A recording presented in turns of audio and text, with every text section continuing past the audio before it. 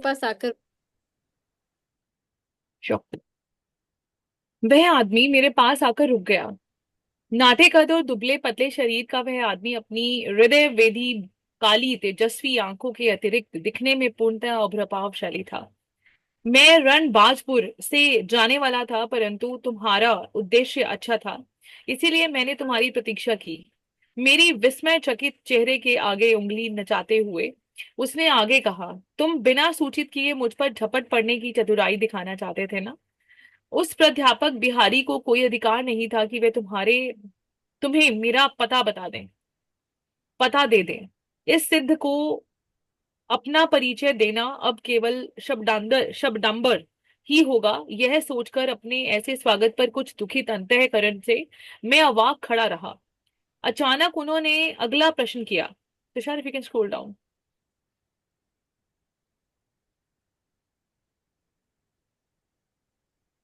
If you can scroll down.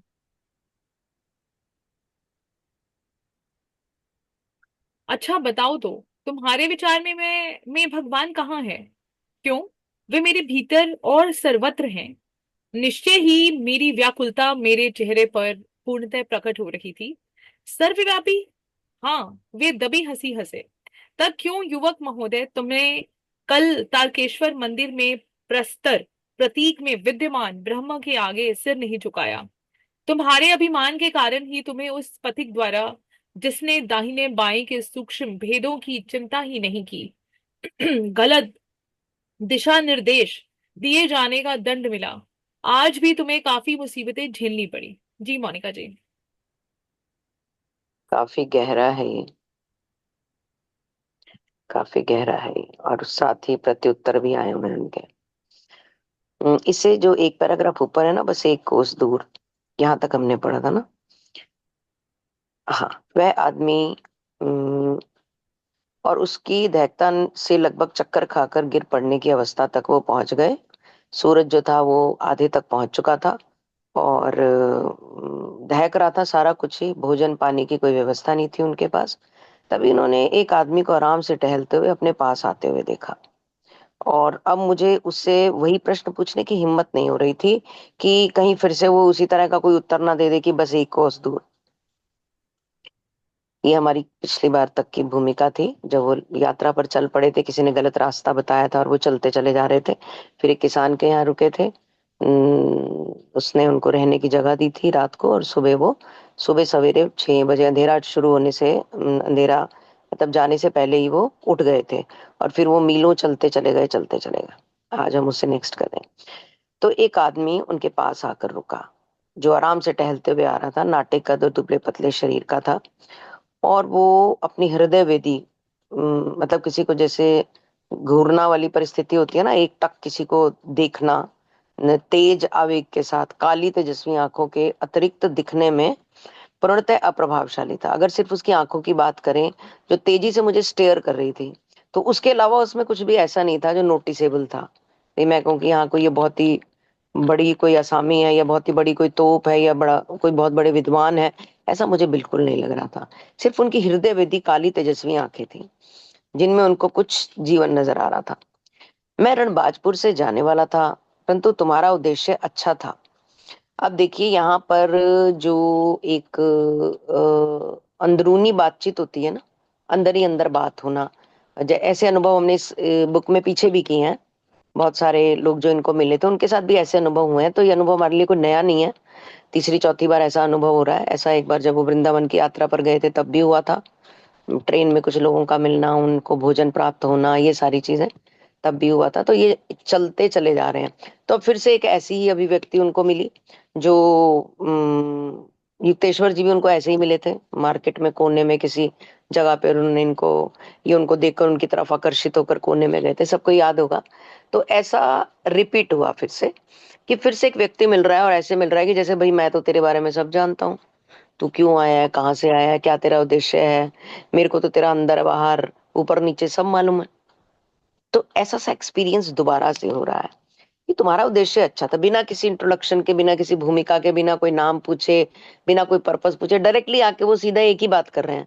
मैं तो जाने वाला था यहाँ से, मतलब बनराजपुर, जो भी जगह का नाम उन्होंने, रणबाजपुर, जो भी जगह का नाम है, मैं तो जाने वाला था, पर क्योंकि तुम्हारा उद्देश्य अच्छा था तो इसलिए मैंने तुम्हारी प्रतीक्षा की, यानी कि मैं तुम्हारी वेट कर रहा था कि तुम अभी तक पहुंचे क्यों नहीं, और लेट क्यों हुए वो भी उन्होंने अभी हमें एंड में बता दिया। मैं विस्मयचकित चेहरे के साथ, मेरे चेहरे के आगे वो उंगली नचाते हुए उसने आगे अपनी बात कही। मैं विस्मयचकित चेहरे से उनको देख रहा था और वो मेरी आंखों के आगे से उंगली घुमा घुमा के बात करे।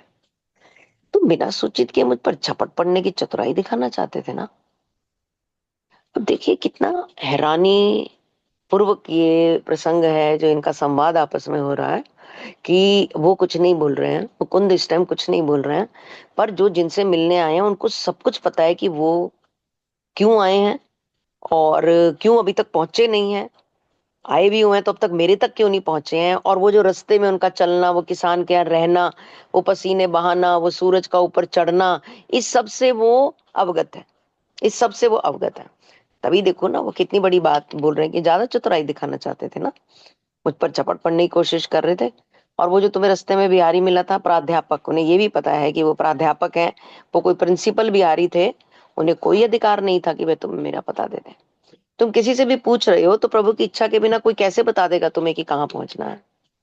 जब उस होगा तो वो व्यक्ति के माध्यम से ही, पर जब उस व्यक्ति के माध्यम से भी प्रभु की इच्छा शामिल होगी बीच में, तभी वो काम होगा। उस प्राध्यापक बिहारी तक तुम पहुंच तो गए, पर अभी प्रभु की इच्छा नहीं थी ना, वो कैसे तुम्हें मेरा पता दे देता, और उसने नहीं दिया। दिया तो गलत दिया। क्यों गलत दिया वो भी उन्होंने अभी बताया। इस सिद्ध को अपना परिचय देना अब केवल शब्दांडंबर ही होगा। यह सोचकर अब उन्हें लगा कि मैंने क्या अपना परिचय दूं, मैं कौन हूँ, कहाँ से आया हूँ, क्या मेरा पर्पस है। बोला ये तो मुझे धोए चले जा रहे हैं, मतलब ये तो क्या ही बोले जा रहे हैं कि मेरी सोच से परे की चीज बोले जा रहे हैं। मेरे भी बताए जा रहे हैं कि तेरे को फलाना मिला था, ढिंगाना मिला था, ऐसे हुआ था, वैसे हुआ, तो मैं क्या बोलूं, शब्दों का प्रयोग मैं क्या ही करूं। तो ये सोचकर अपने ऐसे स्वागत पर वो थोड़े दुखी भी हुए। अंतःकरण से वो अवाक थे, चकित थे। कोई भी उनकी जगह, कोई भी, आप हम में से भी कोई भी हो, कोई सामान्य व्यक्ति हो, कोई दिव्य व्यक्ति हो, सभी चकित हो जाएंगे इस प्रसंग से जो उनके बीच में चल रहा था। वे अवाक खड़े रहे, वो कुछ बोलने लायक उनको लग ही नहीं रहा था कि मैं क्या बोलूं, शब्द ही जैसे खत्म हो रहे थे।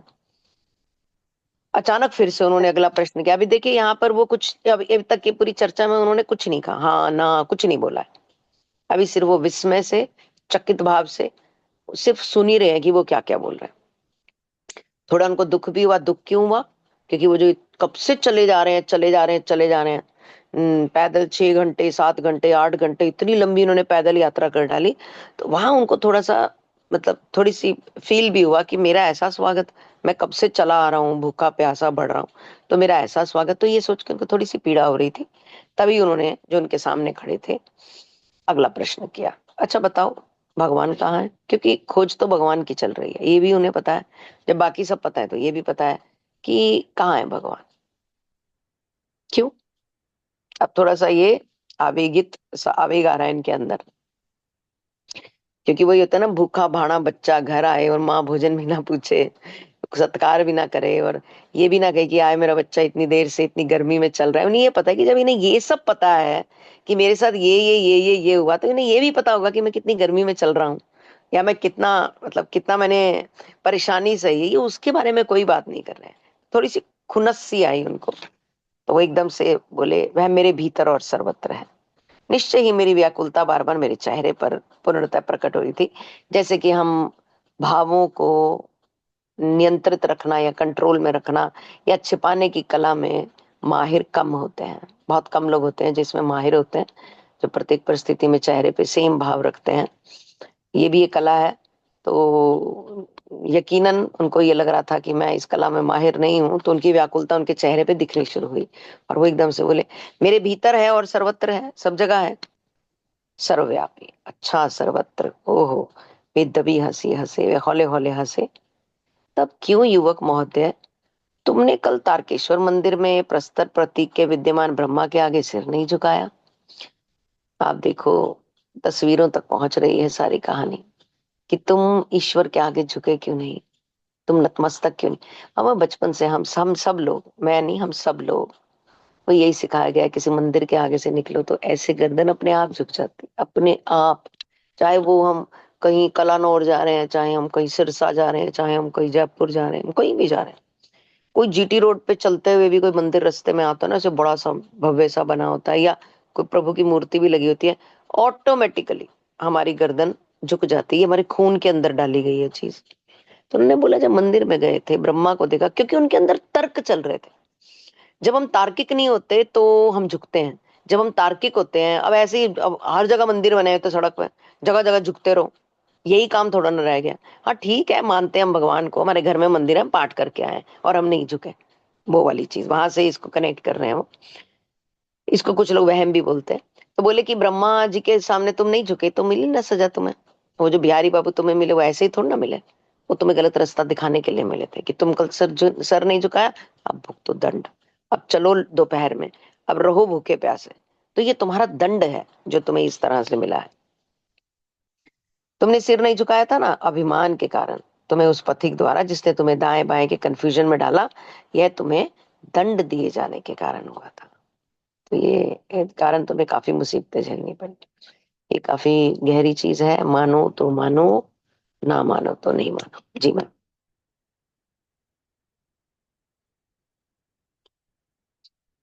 जी। मैं इस बात से विस्मय विभोर हो गया था कि मेरे सामने खड़े अति सामान्य दिखने वाले उस शरीर के सर्वव्यापी दृष्टि छुपी हुई थी, और उनकी बात से मैं पूर्णतः सहमत हुआ।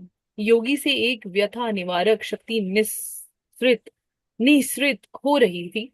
मैं उस दाहक खेत में भी तत्क्षण ताजगी अनुभव करने लगा। भक्त में यह सोचने की प्रवृत्ति होती है कि उसने मार्ग अपनाया है, वही ईश्वर प्राप्ति का एक मेव मार्ग है। उन्होंने कहा, योग जिससे अपने भीतर ही ईश्वर मिल जाता है, निसंशय सर्वोच्च मार्ग है। जैसा कि लाड़ी महाशय ने हमें बताया है, परंतु भीतर ईश्वर की प्राप्ति हो जाने पर हम शीघ्र ही बाहर भी उसकी अनुभूति करते हैं। तारकेश्वर तथा अन्य स्थानों के पवित्र मंदिरों के प्रति उन्हें आध्यात्मिक शक्ति के केंद्र मानकर जो श्रद्धा भाव लोगों में है, वह बिल्कुल सही है। योगी वर की आलोचनात्मक वृत्ति अब अंतर्हित हो गई। उनके नेत्र करुणाद्रता से संदिग्ध हो उठे। उन्होंने मेरा कंधा थपथपाया। छोटे योगी, मैं देख रहा हूं कि तुम अपने गुरु से दूर भाग रहे हो। उनके पास वह सब कुछ है जिसकी तुम्हें आवश्यकता है। तुम्हें उनके पास लौट जाना चाहिए। आगे उन्होंने कहा, पर्वत तुम्हारे गुरु नहीं बन सकते। 2 दिन पहले श्री युक्तेश्वर जी द्वारा प्रकट किया गया वही विचार। जी। हम्म। Should I read further? नहीं नहीं, हम यहीं से करते हैं। मैं इस बात से बहुत विस्मय विभोर था, हैरान भी था और विभोर भी था, यानी कि मेरा अंतर मन प्रसन्नता से भीग रहा था। मैं जिसको एक बहुत ही ओवरवेलमिंग सी सिचुएशन होती है जिसमें बहुत अच्छा सा फील हो रहा होता है, तो उनको वो भी लग रहा था, साथ साथ वो हैरान भी थे कि मेरे सामने खड़े हुए, यानी कि ऐसा ऐसा नहीं है कि कोई व्यक्ति बहुत ही प्रभावशाली हो, बहुत ही दिखने में उसका व्यक्तित्व बहुत ही ऐसा हो, तभी कुछ है कि ये मतलब ये प्रभु को पाने के लायक होते हैं, या ये कोई परमिट है कि आप सुंदर स्वस्थ ऊंचे लंबे गठे हुए, जनरली ऐसा माना जाता है कि जो योगी होते हैं जो इस तरह के होते हैं। तो उन्होंने इस चीज को भी थोड़ा सा ब्रेक कर दिया था कि एक अति सामान्य सा दिखने वाला व्यक्ति, बहुत ही सामान्य शरीर के नाम पे जो बहुत ही सामान्य था, चेहरे में भी उन्होंने सिर्फ आंखों का ही जिक्र किया, उसके अलावा कुछ नहीं, कि इतने सामान्य दिखने वाले आदमी के शरीर में इतनी सर्वव्यापी दृष्टि छिपी हुई है। मतलब उनको, उनकी नजरें मतलब कैमरे की तरह मेरे को पड़ रही थी। जो हमने महाभारत में देखा था कि संजय को ये ज्ञान प्राप्त था या सिद्धि प्राप्त थी कि वो देख सकते थे कि महाभारत में क्या चल रही है, वो तो वही वाली चीज हो गई ना। वैसा सा ही कुछ हो गया ये, कि उनको सब पता था, तुम ब्रह्मा के आगे सिर नहीं झुकाया तुमने, तुम उस आदमी ने तुम्हें गलत रास्ता बताया, सारी चीजें उनको ऐसे चलचित्र की तरह पता थी। तो ये काफी विस्मयजनक परिस्थिति थी, और उनको हैरानी भी थी कि इतनी सर्वव्यापी दृष्टि एक साधारण से शरीर में छिपी हुई थी। और मैं उनकी बात से सहमत भी था। योगी ने एक व्यथा निवारक शक्ति, उनसे एक एक व्यथा निवारक मतलब हर तरह के कष्टों को खत्म करने वाली, व्यथा मतलब दुख, निवारक मतलब खत्म कर, दुखों को खत्म करने वाली शक्ति। अब पहले वो उनको जो प्रश्न सूचक और विस्मय और थोड़ी सी अवहेलना से देख रहे थे, वो सब कुछ उनकी बॉडी लैंग्वेज मुकुंद जी की चेंज हो चुकी थी। इस दर्शन के बाद, इस बातचीत के बाद एक भी शब्द अभी मुकुंद ने नहीं बोला है। अभी सिर्फ चल रहा है, आदान प्रदान एनर्जीज का चल रहा है, बातों का चल रहा है। तो उनको एकदम से लगा कि उनके शरीर से एक कष्टों को खत्म करने वाली शक्ति निकल रही है, और उस जलते हुए खेत में भी उनको ताजगी का अनुभव होने लगा। भक्त में सोचने की प्रवृत्ति होती है कि उसने मार्ग अपनाया है, वही ईश्वर प्राप्ति का एकमेव मार्ग है। उन्होंने कहा कि भक्त हमेशा ऐसा सोचता है कि जो मार्ग मैंने अपनाया है वही एक रास्ता है प्रभु तक पहुंचने का। सब अपना अपने तरीके से सोचते हैं, प्रभु तक चलते हैं सब। उन्होंने कहा, कोई कहते हैं मैं तो बहुत अच्छे काम करता हूँ जी, हम तो कामों में ही कर्म ही प्रभु है। कोई मन मन में करता है, कोई मूर्ति पूजा करता है, कोई पाठ करता है। ऐसे सबने अपने अपने रास्ते बनाए हुए हैं और सबको लगता है मैं जिस रास्ते में हूँ ये परफेक्ट है। उन्होंने कहा, योग जिससे अपने भीतर ही ईश्वर मिल जाता है, निसंशय एक बहुत सर्वोच्च मार्ग है। योग यानी कि अपने भीतर की यात्रा। एक योगी अपने भीतर मीलों चलता है तो वो प्रभु को पा सकता है। उनके कहने का अर्थ यहाँ पर यह है कि एकमेव मार्ग है जिससे आप अपने भीतर ही एक सर्वोच्च परिस्थिति को प्राप्त करते हो, जैसा कि लाड़ी मास्टर जी ने भी हमें बताया। उन्होंने ही बताया है इन सब चीजों के बारे में कि कैसे आप अपने भीतर को खोज सकते हो। परंतु भीतर ईश्वर की प्राप्ति हो जाने पर हम शीघ्र ही बाहर भी उसकी अनुभूति करने लगते हैं, क्योंकि जब हम अंतर मन से उस ईश्वर को प्राप्त कर लेते हैं। ईश्वर को प्राप्त करना क्या, जब हम सहज हो जाते हैं, जब हमारे अंदर से जो 8 तरह के विकार हैं वो खत्म हो जाते हैं, जब हम हर परिस्थिति को नॉर्मल तरीके से देखने लगते हैं, जो घट रहा है दृष्टा भाव से देख, ये सारे उन इतनी इतनी सारी हम यात्रा तय कर भी आए हैं। और भी बुक्स हमने इन कुछ सालों में जो पढ़ी हैं, सबने सबने पढ़ी हैं। सबने ये देखा होगा कि सभी किताबों में लगभग एक जैसी चीजें लिखी हुई हैं कि अपने पे नियंत्रण। वो कहते हैं जब अपने पे नियंत्रण हो गया तो बाहर की दुनिया अपने आप नियंत्रित हो जाएगी। क्योंकि स्वयं पे नियंत्रण हो गया ना, तो बाहर ऑटोमेट में चीजें नियंत्रित होनी शुरू हो जाती हैं। और तारकेश्वर अथवा अन्य स्थानों के पवित्र मंदिरों के प्रति भी उन्हें जो आध्यात्मिक शक्ति के केंद्र मानकर जो श्रद्धा भाव लोगों में है वो बिल्कुल सही है। वो कहते हैं कि जो अभी जहां पर ये गए थे, जहां पर इन्होंने मत्था नहीं टेका था, वो कह रहे हैं वहां पर या अन्य स्थानों के पवित्र मंदिरों में भी लोगों को लगता है कि हाँ मुझे इस मंदिर में जाके मेरे ईश्वर मिलेंगे, सही है। किसी को लगता है मुझे मनसा देवी की यात्रा में मिलेंगे, सही है। किसी को लगता है मुझे शिव बाबा को मना के मिलेंगे, सही है। सबने अपने अपने प्रभु सेट किए हुए हैं, डिसाइड किए हुए हैं, उनके साथ फेथ डेवलप किया हुआ। उनको किसी दूसरे को करने को कहो तो बोलते कि नहीं मेरा सेटिंग सही चल रहा है, मेरी जिंदगी में सब बढ़िया चल रहा है, तो ये भगवान मेरे लिए सही है। तो बोल रहे हैं जिसने जो भी किया हुआ ठीक है, उनके आध्यात्मिक स्तर के लिए वो श्रद्धा भाव सही है। योगीश्वर योगीवर की आलोचनात्मक वृत्ति अब अंतर्निहित हो गई थी। जो वो पहले उनसे आलोचनात्मक, थोड़े से सरकास्टिक वे में बात कर रहे थे ना, अच्छा सिर नहीं टेका था ब्रह्मा के आगे, अच्छा बहुत चलना पड़ा था, ओ ऐसे वाली जो इनके, कहाँ है जरा बताओ ईश्वर कहाँ है। मतलब एक टॉन्ट सा उनको फील हो रहा था उनकी बातों में, तभी तो उनको वेलकमिंग नहीं लगा था उनका ये सब प्रश्न करना। बट अब वो जो टॉन्टिंग थी वो कहीं ना कहीं अंतर्निहित हो गई। मतलब अब जो प्रश्न थे वो उनका लहजा बदल गया। अब मेन क्या हुआ, लहजा तो योगी का अपना रिसीव करने का बदला ना। आप ध्यान से यहाँ गौर कीजिएगा, लहजा, वो जो बात कर रहे थे लहजा तो एक्चुअली में ये पहले सोच रहे थे ना कि मेरा वेलकमिंग, मुझे वेलकम नहीं किया। तो इन्होंने अपने आप को भीतर से जब बदला तो इन्हें बाहर वाला तो वही व्यक्ति है पतला दुबला सा, इनको उस व्यक्ति में ही अब सब कुछ दिखने लगा कि ये कष्ट निवारक भी हैं, ये ऐसे भी हैं। तो बदला तो उन्होंने अपने आप को ना, अपने भाव को उनके लिए बदला। अंतर्निहित हो गई, उनके नेत्र जो थे वो अब उनको करुणादायक से स्निग्ध होते, मतलब करुणा से स्निग्ध होते। वही नेत्र जो चुभने वाले लग रहे थे कि घूर रहे हैं मुझे, उन्हीं नेत्रों में करुणा जागने लगी। उन्होंने मेरा कंधा थपथपाया। हाँ यहीं तक किया ना मैं, नहीं नहीं आगे भी किया है। आगे वन पढ़ा है, सुनना। One paragraph. हाँ, तो वो कहते हैं छोटे योगी, नाम उन्होंने उन्हें बुलाया, छोटे योगी मैं देख रहा हूँ कि तुम अपने गुरु से दूर भाग रहे हो और जिनकी तुम्हें बहुत ज्यादा आवश्यकता है। इन्हें ये भी पता चल गया तुम्हें उनके पास लौट जाना चाहिए। तुम्हें क्या लगता है कि पर्वत तुम्हारे गुरु बनेंगे? पर्वत तुम्हें सिखाएंगे? तो जैसे ही उन्होंने ये कहा कि पर्वत तुम्हारे गुरु नहीं हो सकते, तो ये जो लाइन थी ये मैच कर गई युक्तेश्वर जी के साथ।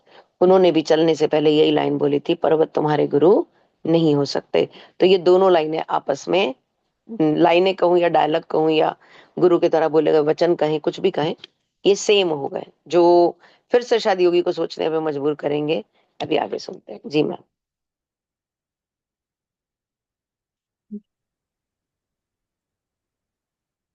सिद्धजन केवल पर्वतों में ही निवास करें, ऐसा कोई विधि का विधान नहीं है। मेरी और रहस्यपूर्ण दृष्टि से देखते हुए वे कहते जा रहे थे, भारत और तिब्बत के हिमालय शिखरों का संतों पर कोई एकाधिकार नहीं है। जिसे अपने अंदर पाने का कष्ट ना किया जाए, उसे शरीर को यहाँ वहां ले जाने से प्राप्त नहीं किया जा सकता। जैसे ही साधक आध्यात्मिक ज्ञान लाभ के लिए विश्व के अंतिम छोर तक भी जाने को तैयार हो जाता है, उसका गुरु उसके पास ही प्रकट हो जाता है। It's a very important line. मन ही मन में मैं इस बात को से सहमत हो गया। मुझे काशी के उस आश्रम में की हुई अपनी प्रार्थना का स्मरण आया, जिसके बाद भीड़ भाड़ से भरी एक गली में श्री युक्तेश्वर जी से मेरी भेंट हुई थी। क्या तुम एक ऐसे छोटे से कमरे की अपने लिए व्यवस्था कर सकते हो जिसका दरवाजा बंद कर तुम अंदर अंदर एकांत में रह सको? जी हाँ। मेरे मन में यह विचार उभर आया कि वे संतवर इतनी विलक्षण, एक सेकंड, कहाँ गया, विलक्षण गति से सामान्य स्तर की बातों से व्यक्तिगत स्तर पर उतर आते हैं, तो वही तुम्हारी गुफा है। योगीराज ने ज्ञान जगा देने वाली एक ऐसी दृष्टि मुझ पर डाली है कि उसे आज तक भूल नहीं पाया। वही तुम्हारा पावन पर्वत है, वही तुम्हारे ईश्वर की प्राप्ति होगी। उनके इन सरल शब्दों ने हिमालय के लिए मेरे मन में बैठी तीव्र आसक्ति एक पल में समाप्त कर दी। ध्यान के एक दाहक खेत में मैं पर्वतों और अनंत बर्फ के स्वप्न से जाग गया। जी।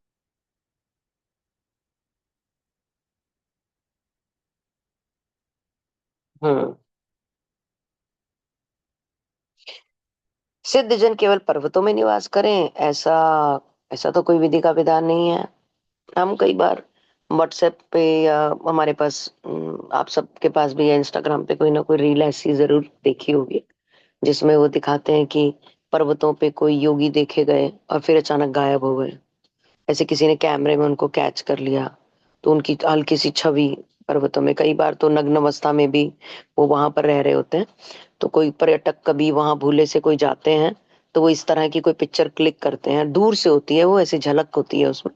तो ऐसा ऐसा कहा जाता है कि ये वहां पर, मतलब इतनी बर्फ में, जबकि इतनी इतना ज्यादा बर्फीला एरिया है, उसमें वो कैसे इस अवस्था में रह रहे हैं।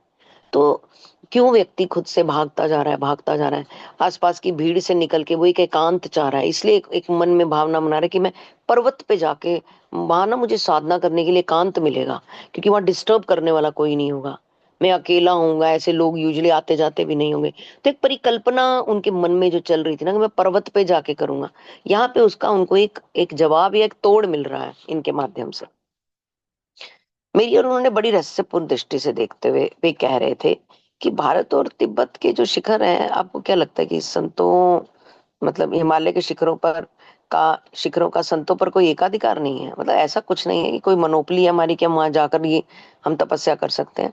जिसे अपने अंदर पाने का कष्ट ना किया जाए, तो कृपया इससे थोड़ा अपने आप को दूर रखो, और ये मत सोचो कि तुम्हारा एकाधिकार है उन हिमालय के पर्वतों के ऊपर। ऐसा कुछ नहीं है, ऐसा कुछ नहीं है। इसलिए अपने शरीर को यहाँ वहां ले जाने की कोशिश मत करो, क्योंकि शरीर को यहाँ वहां ले जाने से वो प्राप्त नहीं किया जा सकता।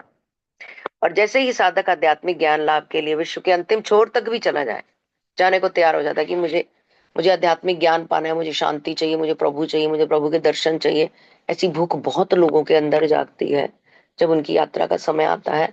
तो कहते हैं कि ये ऐसा होता है कि वो जाने के लिए तैयार हो जाता है।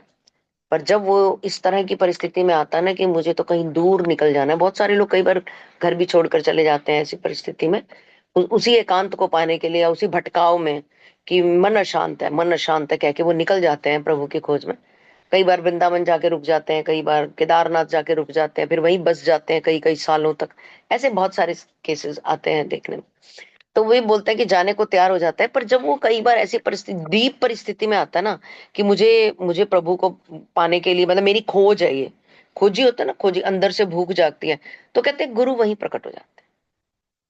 जब आप ऐसी परिस्थिति में आते हो ना कि नहीं अब तो मैं निकल ही जाऊंगा, अब तो मुझे प्रभु को पाना ही है, वो कहते हैं तो गुरु जो है वो उसके समीप, गुरु वहीं प्रकट हो जाते हैं, आ जाते हैं। मन ही मन में मैं इस बात से सहमत हो गया। मुझे काशी के उस आश्रम में की हुई अपनी प्रार्थना का स्मरण हो गया, जिसके बाद भीड़ भाड़ से भरी एक गली में श्री युक्तेश्वर जी से मेरी भेंट हुई है। देखिए हम वहीं उसी उसी प्रकरण पर पहुंच गए जिसकी चर्चा हमने अभी की है, कि जहाँ उनको श्री युक्तेश्वर जी मिले थे, जहाँ उनकी गली के कोने में उनसे पहली मुलाकात हुई थी, जब उन्होंने काशी के मंदिर में मत्था टेका था और बोला था कि मुझे मेरे गुरु से मिला दो। क्या तुम एक छोटे से कमरे को अपने लिए, कमरे की अपने लिए व्यवस्था कर सकते हो, जहां पर तुम अंदर दरवाजा बंद करो और एकांत में रहो? समझो यही तुम्हारे लिए हिमालय पर्वत की गुफा है। वो गुफा जैसा ही होगा, जब तुम उसमें रहोगे, एकांत होगा, कोई आएगा नहीं जाएगा नहीं। मतलब कि समझ लो किसी गांव में किसी जगह पे कोई भी एक कमरा लेकर लेकर रहो, कमरा बंद रखो, एकांत में जितनी देर मर्जी अपनी संध्या ध्यान में रहो, प्रभु के साथ मुलाकात करो, बात करो। और जी हाँ, मेरे मन में यह विचार उभर आया कि ये संतवर इतनी विलक्षण गति से सामान्य स्तर की बातों से व्यक्तिगत पर आ गए। अब ये जनरलाइजेशन से एक पर्टिकुलर उनकी पर्सनालिटी के ऊपर बात करने लग गए, उनको सुझाव देने लग गए कि तुम ऐसे करो। तो वे इस चीज को महसूस कर पा रहे थे। तो वही तुम्हारी गुफा है, इसे इसे ही समझो, ये हिमालय पर्वत की गुफा है। योगी राज ने ज्ञान जगा देने वाली ऐसी दृष्टि मुझ पर डाली कि जिसे मैं आज तक नहीं पाया। वही तुम्हारा पावन पर्वत है, और वही तुम्हें ईश्वर की प्राप्ति भी होगी। अब उनकी उस निगाह को, जो स्टार्टिंग में संशय भरी निगाह थी और आवेग भरी निगाह थी, वही निगाह अब प्रसाद बन चुकी है, वही निगाह ब्लेसिंग है उनके लिए। और उन्होंने एक ऐसी दृष्टि उन पर डाली जिसको मुकुंद ने महसूस किया। कहते हैं ना, संतों की एक नजर भी पड़ जाए तो उसमें भी हमारा कल्याण हो जाता है। ऐसा हम अपने जितना हम पढ़ते हैं अपने धर्म या किताबों को, उसमें हम इसके बारे में पढ़ते हैं, ये लाइनें हम पढ़ते हैं कि प्रभु की दृष्टि अगर आप पर पड़ जाए तो फिर कुछ भी हो सकता है। कोई, जैसे हमने कल भी बोला था कि अगर श्री कृष्ण परीक्षित महाराज को गर्भ में दर्शन दे सकते हैं माँ के, तो कुछ भी कहीं भी कभी भी हो सकता है। सिर्फ हम उनसे कितने कनेक्टेड हैं और हमारा फेथ उनके साथ कितना गहरा है। सारी कहानी यहीं शुरू होती है और यहीं पे ही खत्म होती है। जी। जी। उनके इन सरल शब्दों ने हिमालय के लिए मेरे मन में बैठी तीव्र आसक्ति एक पल में समाप्त कर दी।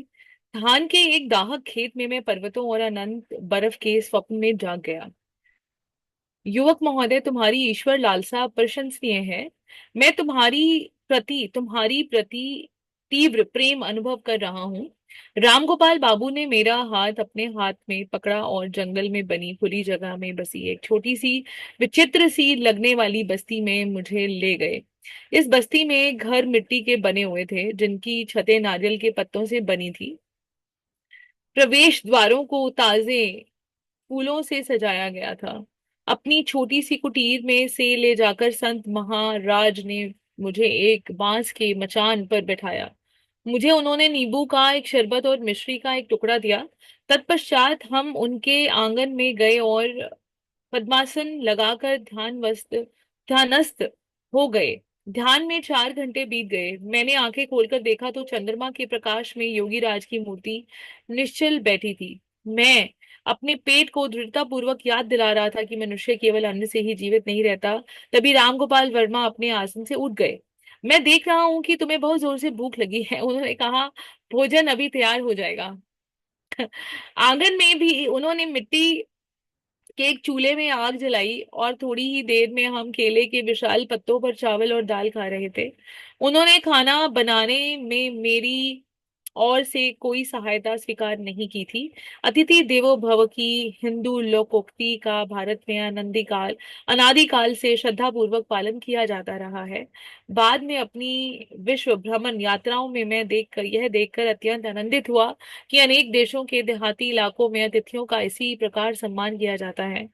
शहरी लोगों में अपरिचित चेहरों की अति बहुलता के कारण अतिथि सेवा का उत्साह ठंडा पड़ गया है। उस अभी पढ़ू आगे और shall I stop here? I think Monika ji ने फिर निकलना होता है, तो आई थिंक ये पैराग्राफ तक वो मुझे लगता है टेकअप कर सकती हैं, हम्म। है ना? ओके। या जी। जैसे मैं किसी स्वप्न से जाग गया, जब उनकी अंतर्दृष्टि मुझ पर पड़ी तो मुझे यूं लगा कि जैसे मैं किसी स्वप्न से जाग गया। युवक महोदय, तुम्हारी जो ईश्वर में लालसा है प्रशंसनीय है। प्रशंसनीय तो है ही, क्योंकि बहुत पुरानी ललक है, बहुत पुरानी इच्छा है। जब वो बाकी सब कुछ देख सकते हैं तो वो ये भूख भी जरूर देख पा रहे होंगे। मैं तुम्हारे प्रति तीव्र प्रेम अनुभव कर रहा हूँ। अब यहाँ पर उन्होंने उनके ईश्वरीय खोज की जो एक लालसा थी ना, वो उस लालसा को वो पूरी तरह से समझ पा रहे हैं। और उसको देख के उनको उन पे तरस भी आ रहा है, प्रेम भी आ रहा है, प्रीत भी हो रही है। सब कुछ एक मिला जुला सा भाव अब उनके मन में आ रहा है। राम गोपाल बाबू ने, अभी हमें उनका नाम राम गोपाल बाबू पता चला, राम गोपाल बाबू ने मेरा हाथ अपने हाथ में पकड़ा और जंगल में बनी खुली जगह पर एक छोटी सी विचित्र सी लगने वाली बस्ती में मुझे ले गए, जहां पर जो घर थे वो मिट्टी के बने हुए थे। छतें नारियल के पत्तों से बनी हुई थी और ताजे फूलों से प्रवेश द्वार को सजाया गया था। तो अब वो उन्हें उस जगह पे ले गए जहाँ के लिए ये इतना मीलों चले थे, ये वो वाली जगह। और वो जगह इनको मिल क्यों नहीं रही थी, वो मीलों क्यों चल रहे थे, वो जगह दूर क्यों होती जा रही थी, वो भी कहीं ना कहीं सारा पूरा साजिश थी एक। अब यहाँ हम हमें पढ़कर हम इस चीज को महसूस कर पा रहे हैं कि वो एक साजिश थी, जो इनकी इतनी लंबी यात्रा थी ना। और अभी देखो एकदम से वो उनको मिले और वो उनको उस जगह पे ले गए जहाँ जहाँ के लिए वो इतना लंबा चले थे। और अपनी छोटी सी कुटिया में ले जाकर उन्होंने बिठाया, नींबू का शरबत दिया और धागे वाली मिश्री दी उनको। धागे वाली मिश्री का बड़ा महत्व है आयुर्वेद में। और तत्पश्चात हम उनके आंगन में गए और पद्मासन लगाकर हम ध्यानस्थ हो गए, दोनों ध्यान में बैठ गए। जब रात होने को आई तो कहीं ना कहीं मुकुंद को भूख लगी और उन्होंने आंखें खोली तो उन्होंने देखा कि जो राम गोपाल जी हैं वो ध्यान अवस्था में ही हैं, चांद की रोशनी में। तो वो बैठे थे, तो तभी उन्होंने उनको देखा और बोला कि मैं अभी तुम्हारे लिए भोजन बनाता हूँ, लगता है तुम्हें बहुत तेज भूख लगी है। तो उन्होंने ये भी पढ़ लिया बिना कहे। तो देखो क्या, ये तो वो वाली होती है ना कि जो मोहब्बत इतनी गहरी हो जाती है दो प्रेमियों में ना। जैसे हम इस मोहब्बत को ईश्वर के साथ, मतलब अभी उसी यात्रा तक ही पहुंचने की हम सब कोशिश कर रहे हैं इतने दिनों से, कि वो पल जब ईश्वर से मोहब्बत का वो पल जब दोनों प्रेमी एक दूसरे को देख पाएंगे, हम उसी पल के इंतजार में हैं। और ये वाला जो इश्क चलता है, जब बिना बोले बात हो रही है, सामने वाला कुछ भी नहीं कह रहा और आप उसकी बात को अंडरस्टैंड, हम पढ़ते हैं ना ये सब कहानियों में, किस्सों में, कहानियों में, कि जब इश्क गहरा हो तो बिन बोले बात होती है। तो वही वाला लेवल यहाँ पे हमें देखने को आ रहा है। ये जो ईश्वरीय प्रेम है, उन्होंने कुछ कहा भी नहीं और मनी मन ये सोचा कि भाई भूख के बिना, ऐसा तो नहीं है मैं भूख के बिना जीवित नहीं रह सकता। दृढ़ता पूर्वक उन्होंने अपने पेट को कहा भाई तू शांत बैठ, इतना क्यों बोल रहा है। ऐसा नहीं है कि हम भूख के बिना जीवित नहीं रह सकते, क्योंकि योगी लोग बहुत बहुत दिन तक खाए बिना योग योग करते हैं, तो वो इस कला में भी माहिर होते हैं। तो ये भी अपने आप को यही चीज याद दिला रहे हैं। तो तभी वो बोलते हैं कि भोजन अभी तैयार हो जाएगा। प्रांगण में ही मिट्टी का चूल्हा था जिस पर उन्होंने आग जलाई और उन्होंने उसकी सहायता लेने से बिल्कुल मना कर दिया मुकुंद की, कि मैं भोजन बनाऊंगा। और थोड़ी देर में वो केले के पत्ते पर दाल और चावल खा रहे थे। यहाँ इन्होंने अतिथि देवो भव की जो हिंदू लोकोक्ति है उसको भी थोड़ा सा, उस पर भी लाइट डाली है कि हम अतिथि से काम नहीं करवाते हैं। इसीलिए हम किसी के घर जाते हैं तो हम कहते हैं भाभी जी मुझे भी बताओ मैं क्या करूं। कहते हैं आप आराम से बैठ जाओ बस, आप इतने तो आए हो, आप आराम से बैठ जाओ, मैं आपके लिए लेकर आऊंगी और मुझे बड़ी खुशी होगी कि मैं आपके लिए सर्व करूंगी। ऐसा हम कहते हैं ना, ये वही वाला भाव है तो हम सभी के अंदर। तो किसी के अंदर ज्यादा है, किसी के अंदर कम है, किसी के अंदर खो गया है, किसी के अंदर बहुत ज्यादा है, तो ये वाली चीज है। तो वही वाला भाव था। और उनके जो आध्यात्मिक आकर्षण से विभोर होकर मैंने मतलब उनका उनका निवेदन किया। उनके साहस से मैंने उनका अभिनंदन किया, उनका उनके आगे मैंने सिर झुकाया, और उनका ये प्रेम देखकर, जो अगाध प्रेम जो उन्होंने मेरे लिए दिखाया, उसको देखकर मैं निरुत्तर था। जी। Right. Thank you Monika ji. Monika ji, क्या आप अभी before leaving would you like to share your inputs, क्योंकि फिर आप बोल नहीं पाते हैं। तो आपके पास अगर समय है तो you can take up and just share it in maybe 2 minutes, your reflections about this chapter. Tushar, काफी सारा तो साथ साथ एक्सप्लेन हो ही गया है। जो मेजर चीजें थी वो जी। हमने साथ साथ एक्सप्लेन कर ली हैं इसमें। हम परफेक्ट। इसमें इसमें जो मेन चीजें निकल के आ रही हैं, वो यही निकल के आ रही है कि जब जब किसी का फेथ है उस परम पिता परमात्मा में, अभी इस चीज से हम बाहर होते हैं कि वो मूर्ति में है या वो निराकार है या वो भीतर है या वो बाहर है। अभी क्योंकि अभी हम यहाँ तक पहुंचे ही नहीं है, अभी हम इस स्तर पे नहीं पहुंचे हैं, किताब में भी नहीं पहुंचे हैं। तो जब जब ये परिस्थिति हमें क्लियर होती है ना, कि हमारा फेथ गहरा होता है, यानी कि हमारी खोज गहरी होती है। ये किताबें तो हमें ये बताती हैं कि ये खोज एक जन्म में भी पूरी नहीं होती, ये खोज कई जन्मों में पूरी होती है। किसी किसी जन्म में तो शुरुआत होती है, किसी किसी जन्म में शुरुआत भी नहीं होती और हम प्राण छोड़ देते हैं। और ये कई जन्मों की यात्रा होती है, और अगले जन्म में वहीं से शुरू होती है जहां पर हम प्राण छोड़ते हैं। ऐसा हमने किताबों में पढ़ा है। तो उनकी ये यात्रा शुरू हो चुकी है, अब ये कहाँ तक पहुंचेगी हमें नहीं मालूम है, इसके बाद क्या होने वाला है। तो मेन चीज जो निकल कर आ रही है वो फेथ है। फेथ पहली चीज, और दूसरा, आपस में इनके ये जो इतने कलात्मक इंटरेक्शन होते हैं ना, कि बिना बोले ही इन्हें पता होता है कि हाँ तुम यहाँ से आ रहे हो, अच्छा तुम घाट पे हो आए हो, अच्छा वस्त्र बदले बिना वो दो जगह नजर आ रहे हैं, जो ये सारी चीजें हैं ना, ये थोड़ा अद्भुत प्रकरण है। मतलब डाइजेस्टेबल तो है नो डाउट, क्योंकि हम फेथ करते हैं, बट हमारे लिए थोड़ी सी अलग है, क्योंकि हम जिस तरह के भौतिक जीवन में रहते हैं, वहां पर हम इस चीजों को हम उस तरह से अनुभव नहीं कर पा रहे हैं, क्योंकि हम बहुत ज्यादा भौतिकवाद उसमें रहते हैं।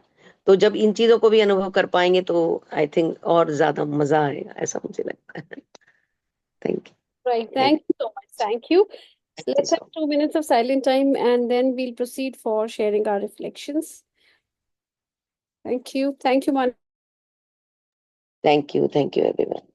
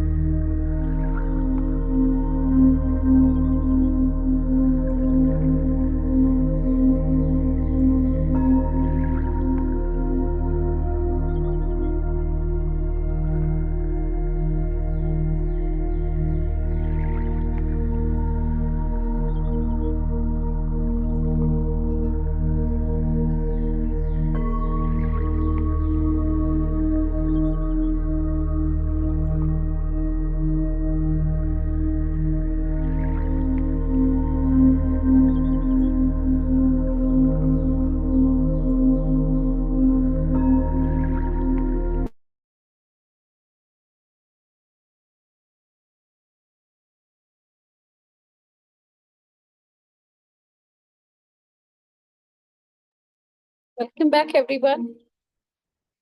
Let's have this time for sharing our reflections.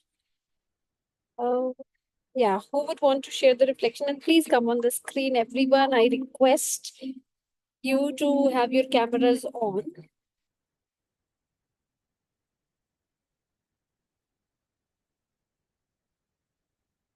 Can I see you?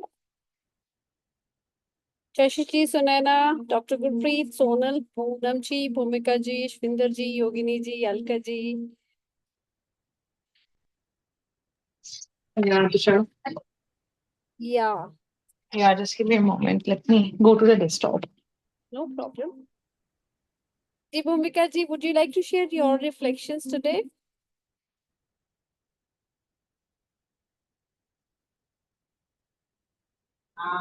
Good evening. मैं जरा सुन लूं पहले।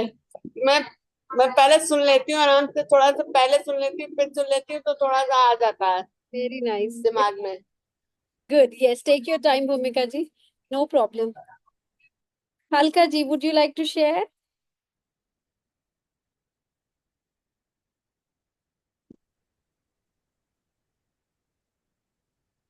अभी आप किसी और से अभी बोलो। राइट, आपने अनम्यूट किया तो मुझे लगा शायद आप शेयर करने लगी हैं। Okay, right. Anyone else who would want to share? Yeah, I would like to give my reflection, Tushar. The most beautiful thing I found in the chapter was कि अगर आपके अंदर श्रद्धा है, अगर आपके अंदर भक्ति भाव है, और आपके अंदर वो डेप्थ है सर्च करने की किसी भी चीज को, या तो स्पेशली गॉड को ही सर्च करने की बात हो रही है, तो उन्होंने कहा कि मतलब आपको कहीं जाने की जरूरत नहीं है। आपके मतलब जब आप तैयार होते हैं तो गुरु प्रकट ही हो जाता है। और ये हमने सुना भी है कि when student is ready then master appears। And Renu ma'am told us like जैसे ही आप तैयार हो जाते हैं तो मास्टर डिसअपियर भी हो जाता है। जब पूरी तरह से आप तैयार हो जाते हैं तो वो एक्चुअल में फिर आपका टेस्टिंग टाइम शुरू हो जाता है। जब वो टेस्टिंग टाइम स्टार्ट हो जाता है तो आई थिंक वैसा ही फेज उनका चल रहा है कि कश्मकश में भी हैं, और मतलब कहीं ना कहीं मतलब ये विचार चल रहे हैं कि मैं यहाँ चला जाऊं या मैं वहां चला जाऊं। और ये ऐसा आई थिंक हम सब लोग भी, उनका तो जर्नी बहुत ही इंटेंस है। आई वोंट से कि हमारा जर्नी जो है वो बहुत ज्यादा इंटेंसिफाइड है, बट क्योंकि आई थिंक एक सबसे बड़ा एक प्लस पॉइंट उनके साथ ये भी है कि वो जो भौतिक दुनिया से हैं वो बहुत परे हैं। मतलब उनमें अगर हम पूरे चैप्टर्स में अगर हम देखेंगे अभी तक में मतलब उनके भौतिकवाद की या मटेरियलिस्टिक लाइफ की कहीं बात ही नहीं हो रही है, कहीं चर्चा ही नहीं हो रही है, कहीं उसको इम्पोर्टेंस ही नहीं दी जा रही है। जो मैंने नोटिस किया पूरे 13 चैप्टर्स के अंदर। और व्हेन ये मतलब मुझे लगता है कि ये सबसे ब्यूटीफुल टेक अवे है कि जब आप तैयार होते हैं, जब आपके अंदर की जो भूख है, जो क्रेविंग है मतलब बहुत ज्यादा बढ़ जाती है, और वो कहीं ना कहीं आप बिल्कुल सरेंडर जोन में आ जाते हैं, तो गॉड अपने आप ही आपको रास्ते मिलते चले जाते हैं। That's what the reflection I got from this chapter today. या Yeah, thank you. Thank you so much, Sunaina. Yes, Yogini ji, Poonam ji, Sonal. Shashi auntie, would you like to share your inputs here? मैंने अभी join किया है तो थोड़ा अच्छा, सबका सुनती हूँ। okay, right, no problem. Yes. Anyone who इसमें would, जो वो था ना, इसमें पहले आप, मैं बोलती हूँ, इसमें जो था मैं सोचती हूँ पहले बीच में। इसमें जो था कि वो एक मतलब वो काफी चले, उसके बाद पहुंचे, फिर उसके बाद थोड़ा उनका थोड़ा सा रूट हो रहा, तो मतलब इसमें यही है कि मतलब हम अंदर से थोड़ा संशय स्थिति में रहते हैं, पर वास्तविकता ये है कि प्रभु की क्या कृपा है, ये Hmm, प्रभु ही जानते हैं, हम नहीं जानते। हम hmm, लोग संशय में ही रहते हैं, हम लोग, यही हमारा भटकाव है। और hmm, जिस दिन संशय खत्म होगा वही हमारी मंजिल है। मंजिल, वह वास्तविकता यही है हमारी। वो है कि हम लोग एक, वही है कि हम लोग इस, मतलब इसमें जुड़े हुए हैं, इतना सुन रहे हैं और इतना समझ भी रहे हैं, फिर भी हम जब जब हमारे पर कोई परिस्थिति आती है, इसमें यही बात बताई गई है कि hmm, जब कोई परिस्थिति आती है तब हम भटक जाते हैं उनको, तब स्पेशली याद करने के लिए। वो एक कहानी नहीं है, मैं उस कहानी से आपको बताती हूँ। वो कहानी सबने सुनी हुई है कि एक आदमी बोला कि भगवान आज से मेरी तुम्हारी दोस्ती हो गई है। तो उसने कहा, भगवान ने कहा ठीक है। हम्म। फिर वो आदमी सुख में जा रहा तो चार पैर जा रहे, फिर वो दुख में जा रहा तो दो पैर जा रहे। तो बोला, भगवान मेरी तुम्हारी दोस्ती हर समय की थी, पर मैं सुख में जा रहा था तो चार पैर थे, और जब दुख में जाने लगा तो दो पैर थे। तो भगवान बोले, उस समय तुम मेरे कंधे पे थे। हम्म। तो यही हमारी परिस्थिति है कि हमें समझने की जरूरत है कि भगवान हमें किस रूप में सहायता दे रहे हैं। हम्म। उन्होंने कहा, वो दो पैर तुम्हारे नहीं थे, वो दो पैर मेरे थे। राइट। ये कहानी का सेंस है, बहुत बढ़िया। ये यहाँ पर यही कहानी आती है। थैंक यू जी। Very nice. Thank you so much, Bhumika ji, for this wonderful, short and crisp story that you bring every time in every session. Beautiful. Thank you. For me, I think बहुत अच्छा। मैंने जब ये 2 minute का silent time था तो I was reflecting and I was reading the English part as well. तो again वही जो सुनैना ने कहा उसको री एम्फेसाइज ही होगा, क्योंकि अभी तक इसमें यही आया है कि आपको इधर उधर भागने की जरूरत नहीं है। ऐसा कहीं नहीं लिखा कि आपको जो योगी है वही माउंटेन्स या रॉक्स को क्लेम कर सकते हैं कि उन्हीं के लिए है, वहीं जाके मिलेगा। ऐसा कहीं नहीं है। तो यू कैन क्लेम इट, मतलब आप कहीं भी, आप आज अपने घर पे बैठे हैं, गृहस्थ में हैं, कहीं भी हैं, अगर आपकी सीकिंग स्ट्रांग है then you will find God in any form.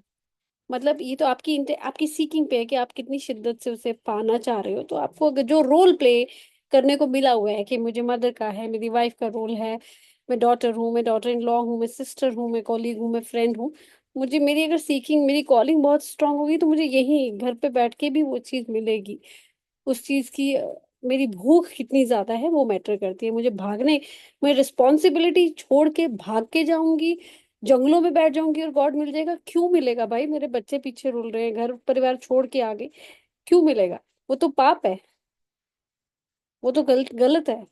तो अगर मुझे गृहस्थ निभाते हुए, ड्यूटीज रिस्पॉन्सिबिलिटीज फुलफिल करते हुए, अपने लिए इसमें से समय निकाल के अपने पे काम करते हुए, वही फाइंडिंग गॉड है। You have to find God within. मतलब ये अभी तक के लिए तो ये थ्योरी है, क्योंकि अभी हमने वो एक्सपीरियंस नहीं किया। लेकिन इसी फेथ को लेके ही मैं चल रही हूँ कि God, if I have to find God I have to find within. Within means मुझे उतना प्योर बनना पड़ेगा ना, मुझे उतना अपने आप पे काम करना पड़ेगा। मैं वाइसेस या क्या बोलते हैं उसको, अपने आप में कमजोरियां बटोर के बैठी रहूं और अपने पे काम ना करूं और मैं देखूं कि गॉड मिल जाए, तो मुश्किल है। और वो अगेन वही कि पता नहीं आप काम करते रहो इस जन्म में या अगले जन्म में, क्योंकि वो पास ऑन होता रहेगा, कैरी फॉरवर्ड होता रहेगा। तो आप कौन से जन्म में जाके कितने प्योर बनते हो कि उस लेवल तक कि जहाँ पे वो आपको मिल जाएगा, पता नहीं। लेकिन ये तो क्लियर हो गया पढ़ के दोबारा से कि जंगल जाने की जरूरत नहीं है। बैठो, रिस्पॉन्सिबिलिटीज फुलफिल करो, and just have that craving, that seeking for God. So when you are ready, the God will or your teacher appears. और सुनैना ने जो कहा बिल्कुल ठीक, कि कई बार होता है कि ऐसा होता है बहुतों के साथ, अगर ये एक्सपीरियंस हुआ हो कि आपके टीचर या आपके कोचेस चले गए, तो वो इसीलिए डिसअपियर होते हैं क्योंकि यू आर रेडी। आप रेडी हो गए हो, अब आप एग्जाम देने के लिए निकल जाओ। अब आपको टीचर की जरूरत नहीं है, आपका एग्जामिनेशन टाइम शुरू हो जाता है। So you don't have to blame और क्रिब कि मेरा कोच टीचर मेरे सीनियर कहाँ चले गए, कहाँ चले गए, नहीं। क्योंकि तुम प्रिपेयर हो, he knows, God knows. Now you have to go out, move out in the world to write the examination. Testing period practically आपका शुरू हो जाता है। That's why your teachers disappears. Yeah, that was my reflection for today. Anyone else who would want to share? जी तुषार जी, इसी को गुरु की सेवा कहते हैं। जी। जी, इसी को कहते हैं गुरु की सेवा, कि आप जो उनकी टीचिंग्स हैं उनको इम्प्लीमेंट करें, वर्च्यूज पे, वाइसेस को किल करके या उनको मिनिमाइज करके अपनी वर्च्यूज पे काम करें। Right right. This is what is actual में आप गुरु की सेवा कर रहे हैं। बिल्कुल। This is what I have to say. Good. हाँ, very very nicely in 2 sentences। हाँ, it is service to Lord. गुरु की सेवा इसी में है कि आप अपने भी काम कर रहे हो ब्यूटिफुली। आपको मतलब ठीक है, पूजा पाठ जप तप ध्यान जी ये सब करना जरूरी है, बट अगर मन में इतना द्वेष, वैर, ईर्ष्या या कपट है तो फिर क्या फायदा? तो you have to work on yourself first, be pure. Yogini ji, I saw your thumbs up. I would love to have you on screen and share. बहुत टाइम से देखा नहीं मैंने आपको. मैंने कहा आपकी आपकी बातों से यही यही वो आती है बात कि खूबियां ढूंढनी है तो भी अपनी ढूंढो. खूबियां मतलब अपनी, मतलब कमियां भी ढूंढो पर खूबियां भी ढूंढो अपनी. हम्म. खूबियां हम अपनी कम ढूंढ पाते हैं, अपनी खूबियां हमें ढूंढनी चाहिए. और अ, अभी एक बात और आई थी दिमाग में, बहुत प्यारी सी आई थी, वो भूल गई मैं, पता नहीं कैसे. अभी मैं याद करके बताती हूँ थोड़ा सा, ठीक है, रुक जी के ब्रेक भूमिका के जी, बाद. थैंक यू भूमिका जी. जी योगिनी जी. एक्चुअली हम लोग ऑन द मूव है, इसलिए मैंने वीडियो ऑन नहीं किया था Tushar ji. No problem, this no. Was the reason. नहीं, मेरे को एक्चुअली मैं उनकी बात से बिल्कुल सहमत हूँ. मैंने आज थोड़ी क्लास लेट भी ज्वाइन करी थी. मेरे हम्म. थोड़ा टाइम की गलती लग गई मुझे एक्चुअली आज. जी. और मतलब हमें अपनी कमियों पे वर्क करके हमें अपने को प्योर बनाना है और प्योर बनाना है, ताकि हम ईश्वर को प्राप्त करने के लिए साफ सुथरे हो सके. I will say hmm. Clean हो सके, और हम्म. मतलब रिफाइन हो सके, we can put it that way, refine हो सके. क्योंकि वैसे तो देखिए, ईश्वर हमारे अंदर ही है, ईश्वर बाहर नहीं है. ईश्वर तत्व तो हम सभी में है. इसीलिए कहते हैं हर मनुष्य से प्यार करो, किसी से द्वेष ना करो. बट हम इंसान है, हम प्यार हम्म. भी कर, मतलब हेट्रेड भी होती है हमें, गुस्सा भी आता है, सब कुछ होती है, because we are humans, we hmm. Are not God. But hmm. We have an element of God in us, जो हमें ये प्रेरित करता है कि हम उनको प्राप्त अगर हमने करना है तो हमें अपने को क्लीनर और रिफाइनर करना चाहिए, करना पड़ेगा रादर. तभी हम उनको प्राप्त कर सकते हैं, उस ईश्वर तत्व को छू सकते हैं ये भी अपने अंदर. That's thank. Beautiful, beautiful. That's so true. हाँ बिल्कुल. आई कंप्लीटली अग्री कि हाँ ये कहना आसान है, लेकिन वो सब वाइसेस पे काम करना, दोषों पे, त्रुटियों पे काम करना है तो थोड़ा मुश्किल. लेकिन कर रहे हैं, हम भी वर्क इन प्रोग्रेस हैं. गलतियां करते हैं, पता है, फिर भी गलतियां कर लेते हैं. और लेकिन अपने पे ये तो पता है कि हाँ हम गलत है. खैर इतनी तो अवेयरनेस है कि हाँ गलती की है, नेक्स्ट टाइम फिर सुधरना पड़ेगा. अपने आप को चेक जरूर करते हैं, ये जरूर इम्प्रूवमेंट हुई है अभी तक. पहले तो. Yes, I agree with you Tushar. I think ये चेकिंग बहुत ज्यादा होने लगी है, और मतलब इमीडिएटली अंदर एहसास भी हो जाता है कि यार we could do better, we could speak better, we could और मतलब गलतियां कम होने लगी हैं कंपैरेटिवली, और सेल्फ रिफ्लेक्शन बहुत ज्यादा आने लगे हैं, सेल्फ अवेयरनेस भी बहुत ज्यादा आने लगी है, और सेल्फ ऑब्जर्वेशन भी बहुत ज्यादा आने लगी है. These are the four traits I realise that I am changing for this betterment. And I think this is a sign that we are moving in the right direction, that wherein we are checking our own selves, and we are improving on our own. And we are taking our own feedbacks as well, and we are more open towards feedbacks that we are getting from the people, from our surroundings. Yeah. They are also helping us out in order to shaping us in a better way.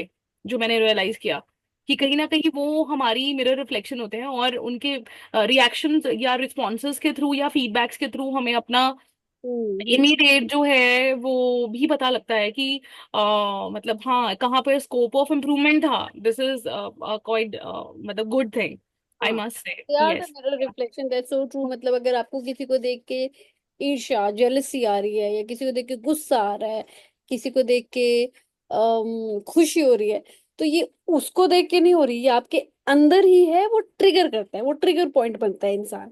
तो पड़ा अंदर ही होता है. अगर आप jealous feel कर रहे हो तो ये नहीं कि उसको देख के जेलस हो रहा है, इट इज विद इन. वो अंदर ही है. वो तो अगला तो खाली उंगली करता है और आप ट्रिगर हो जाते हो. तो इसका मतलब कि वो आप में है. तो वो आपको सिर्फ ये एहसास दिलाते हैं कि जेलसी जो है भाई, मतलब हो रही है, लेकिन ये आपके अंदर है. इसका मतलब कि आपका, या तो एक चीज हम कर सकते हैं कि हाँ जेलसी है, जेलसी है, जेलसी है. दूसरा, थोड़ा सा उससे एक स्टेप फॉरवर्ड होगी, जेलसी है, I have to work on this, I have to work on this. मुझे देखना है कि मुझे क्यों जेलसी है, मुझे उसको दूर करना है, क्योंकि ये मेरे को प्योरिटी की तरफ नहीं लेके जाएगी, ये मुझे पीछे ही धकेलेगी. तो ये रियलाइजेशन और ये अवेयरनेस है. और इस पे काम जो है, वो वर्क इन प्रोग्रेस है। हाँ, मतलब मैं तो बहुत कंप्लीटली ओपनली एडमिट करती हूँ कि वर्क इन प्रोग्रेस ही है, क्योंकि मैं हो जाती हूँ, मैं जज कर लेती हूँ, खुद जजमेंटल हो जाती हूँ, और वाइसेस मेरे में हैं, और मुझे ये बहुत अच्छी बात है कि मुझे पता चल जाता है कि Tushar, no you are wrong, तू गलती कर रही है। तो ये बड़ी अच्छी चीज है कि गलती कर रही है तुषार। तो चेक, सेल्फ चेक करना आ गया है। हालांकि सेल्फ चेक करना आ गया, फिर भी गलती करती हूँ, लेकिन मैं पकड़ लेती हूँ अपने आप को। ये हम्म। अच्छी चीज है। जी या योगिनी जी, यस। मैं एक सिर्फ एक लाइन बोलना चाहूंगी तो जी शायद जी। मेरे फादर हमेशा कहते हैं कि इंसान से नफरत ना करो, अगर उसने कोई बुराई की है ना, उस बुराई से नफरत करो। Don't hate the person who has done wrong to you, just hate that condition of his. Correct, so true. मतलब दिल में कोई खटास नहीं रखनी चाहिए, अगर किसी ने कुछ गलत किया है तो दिल में खटास नहीं रखनी चाहिए। वो बंदा अपनी अगर गलती समझ लेता है, just leave that thing there and उसको भूल जाओ बिल्कुल चीज को। बिल्कुल। क्योंकि हर तरह के इंसान है, जिसको जिसको हम जिसे बुरा कहते हैं, आप अगर उस बुरे इंसान का सर्कल देखेंगे तो बहुत होगा उसका भी, बहुत फ्रेंड्स होंगे। आप उनके फ्रेंड्स के पास जाओ तो इतनी भर भर के कमेंडेबल बातें उनके बारे में बताएंगे। तो ये, हाँ, मैं यही कह रही थी कि आत्मा हमेशा प्योर ही होती है, बस ऊपर की परिस्थितियां इनप्योर कर देती हैं आत्मा को। हम्म, मैं जो कहना चाह रही थी वो, हाँ, बिल्कुल हमारी आत्मा नजर हमेशा, में हो सकता है, हमारे साथ हाँ, नहीं है। आप उसके सर्कल में जाके देखो, वो तो ऐसी बातें बताएंगे कि आप हैरान हो जाओगे।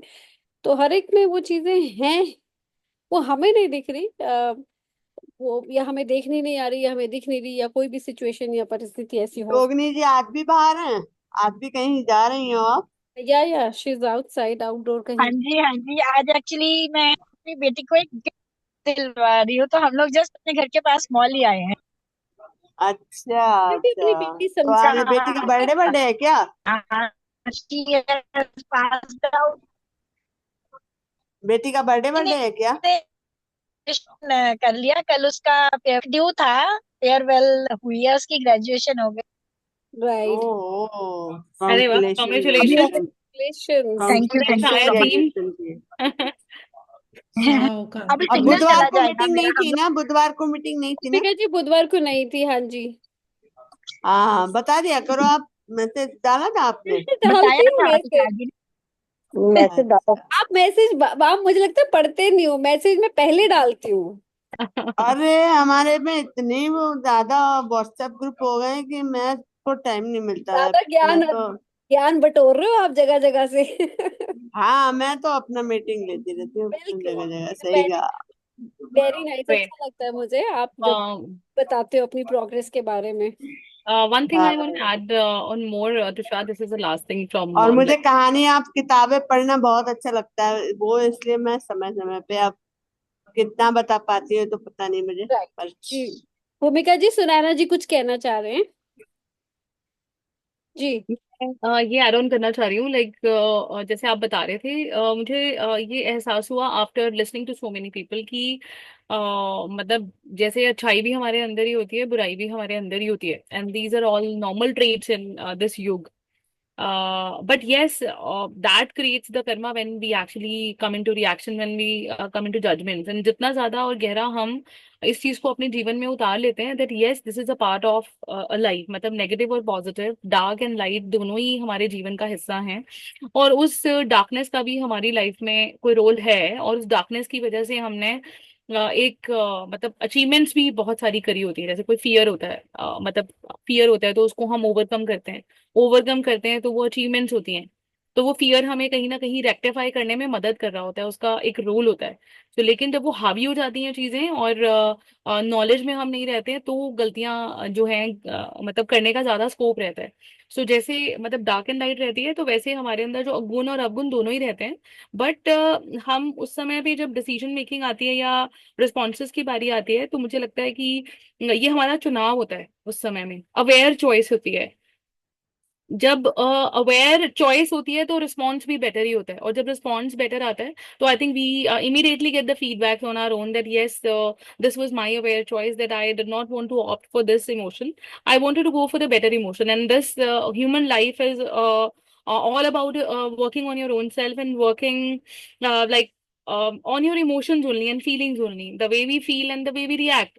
That's what we read and decode your mind as well. Like मतलब बॉडी पे असर बाद में आता है, पहले मतलब हमारे लाइक पहले माइंड में आता है, माइंड के बाद लाइक हमारे मतलब इमोशन में आता है, इमोशंस की फॉर्म में फिर फीलिंग ज्यादा होती है, फीलिंग ज्यादा होती है तो फिर वो बॉडी में आती है और फिर हमारे बिहेवियर में आती है और एनवायरनमेंट को अफेक्ट करती है।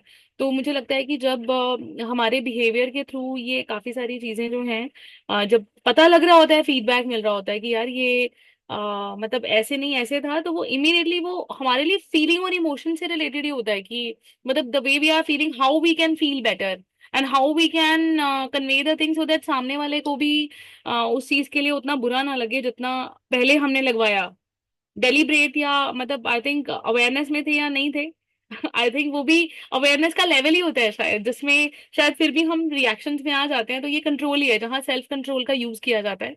और तो मुझे लगता है कि हाँ मतलब it is always good to be on this journey, that's very important. अगर वो छूट जाती हैं चीजें तो वो प्रैक्टिस भी छूट जाती है और जो इम्प्रूवमेंट का स्कोप रहता है वो भी हम खो ही देते हैं अदरवाइज। सो हाँ आई मीन ठीक है, दिस इज या योगिनी जी कह रहे हैं कि आई have to leave, yeah Yogini ji please you We are can, going to wind yeah up. Thank you for being here, yeah I think we can find out, yeah Yes, thank you, Yogini ji, for your inputs, and thank you. Let's. I think we can wind up now if no one is sharing. We yes can. yes Tushar, I think we can, yeah. Thank you. Let's join our hands together for a concluding prayer. Sarve bhavantu sukhina, sarve santu niramaya, सर्वे भद्राणि पश्यन्तु माँ कश्चित् दुःख भाग भवेत्। ओम शांति शांति शांति। शांति Thank you everyone for Shanti. your time present. Thank you, Thank thank you you, Tushar, We thank you will. everyone, Thank you. Good night. Tushar. Shubh Ratri. Thank you, thank you. शुभ रात्रि। Thank you.